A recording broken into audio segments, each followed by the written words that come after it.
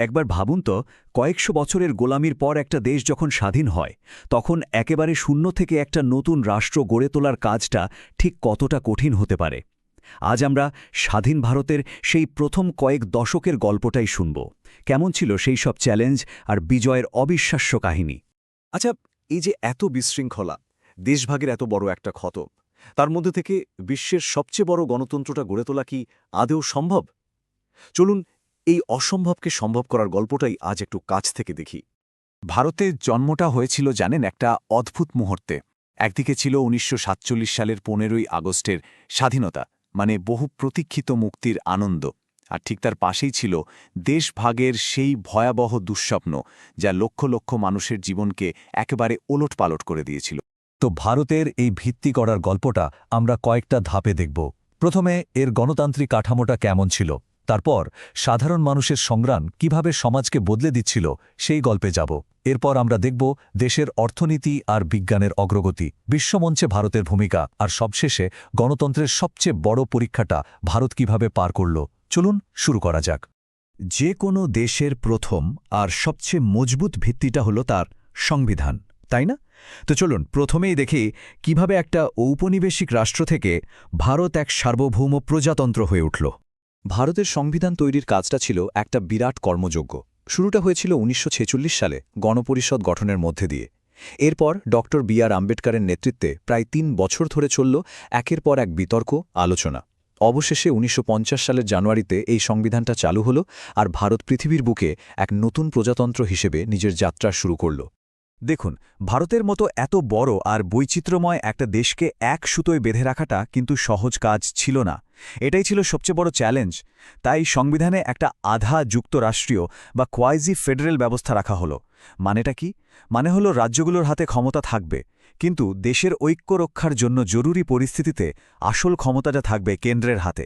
এটা ছিল একতা আর স্বাধীনতার মধ্যে একটা দারুণ ব্যালেন্স। আজকের যে ভারতের ম্যাপটা আমরা দেখি, সেটা কিন্তু তখন এমন ছিল না। ৫০০রও বেশি ছোট ছোট দেশীয় রাজ্যকে এক ছাতার তলায় আনতে হয়েছিল। কাজটা মোটেও সহজ ছিল না। যেমন ধরুন, জুনাগড়ে গণভোটের মাধ্যমে সমস্যার সমাধান হলো।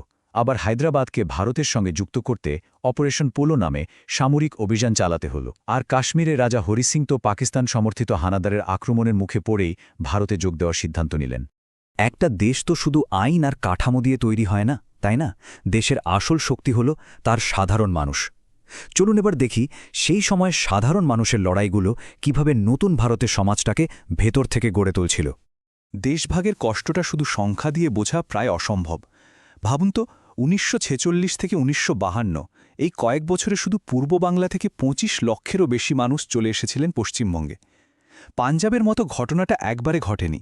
এখানে এই বাংলায় রক্তক্ষরণটা চলেছিল বছরের পর বছর ধরে, ধীরে ধীরে। স্বাধীনতা তো এলো, কিন্তু পুরনো শোষণ ব্যবস্থাটা কিন্তু রাতারাতি উধাও হয়ে যায়নি। তাই দেশ জুড়েই কৃষকরা নিজেদের অধিকারের জন্য জেগে উঠছিল। যেমন ধরুন, বাংলায় হলো তেভাগা আন্দোলন, যেখানে ভাগচাষিরা ফসলের ৩ ভাগের ২ ভাগ দাবি করল। আবার ওদিকে তেলেঙ্গানায় কৃষকরা তো নিজাম আর জমিদারদের বিরুদ্ধে রীতিমতো সশস্ত্র বিদ্রোহ শুরু করে দিল। দুটো লড়াইয়ের লক্ষ্য কিন্তু একই ছিল, সামাজিক ন্যায়। আর হ্যাঁ, সমাজের সবচেয়ে কঠিন লড়াইটা ছিল জাতপাতের বিরুদ্ধে। এই লড়াইয়ের একেবারে কেন্দ্রে ছিলেন বি.আর. আম্বেদকর। তার কথাই ছিল দলিত আন্দোলনের মূলমন্ত্র। তিনি বলেছিলেন, আমাদের নিজের পায়ে দাঁড়াতে হবে আর নিজেদের অধিকারের জন্য লড়তে হবে। মনে রাখবে, ক্ষমতা আর সম্মান সংগ্রামের মাধ্যমেই আসে। আচ্ছা, সামাজিক ন্যায়ের পাশাপাশি একটা দেশের শক্ত হয়ে দাঁড়ানোর জন্য আর কি লাগে? অর্থনৈতিক শক্তি, তাই তো? চলুন এবার দেখি কিভাবে বিজ্ঞান আর পরিকল্পনার উপর ভর করে একটা আত্মনির্ভরশীল ভারতের স্বপ্ন দেখা হয়েছিল। জওহরলাল নেহরুর স্বপ্ন ছিল বিজ্ঞানকে ভিত্তি করে দেশ করার। তিনি শুধু আইআইটি বা আইআইএমের মতো বড় বড় প্রতিষ্ঠানই তৈরি করেননি। তার চেয়েও বড় কথা হলো, তিনি চেয়েছিলেন দেশের প্রতিটি মানুষের মধ্যে একটা সায়েন্টিফিক টেম্পার বা যুক্তিবাদী মন তৈরি হোক, যাতে তারা কুসংস্কার থেকে বেরিয়ে আসতে পারে। এই ভাবনা থেকেই ১৯৫৮ সালে আনা হয়েছিল সায়েন্টিফিক পলিসি রেজলিউশন। দেশের অর্থনীতিকে একটা দিশা দেখানোর জন্য শুরু হলো পঞ্চবার্ষিকী পরিকল্পনা। প্রথম পরিকল্পনাটার ফোকাস ছিল কৃষি আর সেচ, এবং সেটা বেশ সফলও হয়েছিল। এরপর দ্বিতীয় পরিকল্পনায় প্রশান্তচন্দ্র মহালানবিশের মডেলে জোর দেওয়া হলো ভারী শিল্পের উপর। গড়ে উঠল ভিলাই, দুর্গাপুরের মতো বড় বড় কারখানা। কিন্তু এরপরই এলো বড় ধাক্কা। চীন আর পাকিস্তানের সঙ্গে যুদ্ধের কারণে তৃতীয় পরিকল্পনাটা মাঝপথেই লাইনচ্যুত হয়ে যায়। এরপর ৬০-এর দশকে ভারতে এলো সবুজ বিপ্লব। হাইব্রিড বীজ আর উন্নত সেচ ব্যবস্থার হাত ধরে যা ঘটল তা এক কথায় অবিশ্বাস্য। যে দেশটা খাবারের জন্য অন্যের ওপর নির্ভর করত, সেই ভারত রাতারাতি খাদ্য উৎপাদনে প্রায় স্বয়ংসম্পূর্ণ হয়ে গেল। কিন্তু এর একটা অন্য দিকও ছিল। এর সুফলটা মূলত পাঞ্জাব, হরিয়ানার মতো কয়েকটি রাজ্যই পেয়েছিল, যার ফলে দেশের বিভিন্ন অঞ্চলের মধ্যে আর্থিক বৈষম্যটা আরও বেড়ে গেল। দেশের ভেতরে যখন এত কিছু ঘটছে, তখন বিশ্বমঞ্চেও তো ভারতকে নিজের একটা জায়গা তৈরি করতে হবে, তাই না? চলুন দেখি সেই ঠান্ডা যুদ্ধের উত্তাল সময়ে ভারতের বিদেশনীতিটা ঠিক কেমন ছিল। ভাবুন, সেই সময় পুরো দুনিয়াটা আমেরিকা আর সোভিয়েত ইউনিয়ন এই দুটো শিবিরে ভাগ হয়ে গিয়েছিল। ভারত কিন্তু কোনো দিকেই গেল না, একটা সম্পূর্ণ নতুন পথ বেছে নিল, জোট নিরপেক্ষ আন্দোলন বা non aligned movement. Nehru, Yugoslavia Tito আর মিশরের নাসেরের নেতৃত্বে এই আন্দোলনের মূল কথাটাই ছিল খুব সহজ: আমরা তোমাদের কারো দলেই নেই, আমরা নিজেদের মতো করে চলব, আমরা শান্তির পক্ষে। দুটো যুদ্ধ ভারতের বিদেশনীতিকে চিরদিনের জন্য বদলে দিয়েছিল। ১৯৬২ সালে চীনের সঙ্গে সীমান্ত যুদ্ধে হারটা ছিল একটা বিরাট ধাক্কা। কিন্তু ১৯৭১-এ ভারত দেখিয়ে দিল যে তারা ঘুরে দাঁড়াতে জানে।